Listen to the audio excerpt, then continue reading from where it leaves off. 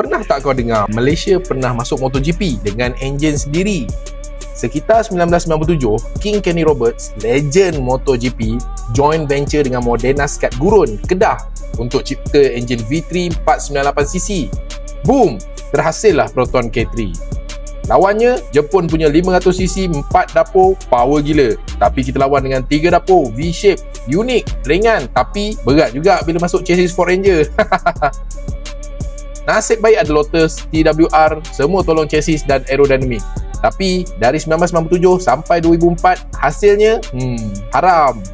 Tahun 2003 hingga 2004, last race guna enjin V5 macam Honda RC211V. Tapi hasilnya lagi sendu. Last kali kita undur, tapi jangan biar sejarah kita terus berdebu. Baru-baru ni jumpa frame KR3 tersimpan dalam store. Debu tebal babe. Dulu kita ada semangat juang, sekarang kita ada V1 Iron Attack. Jentera lama, semangat baru.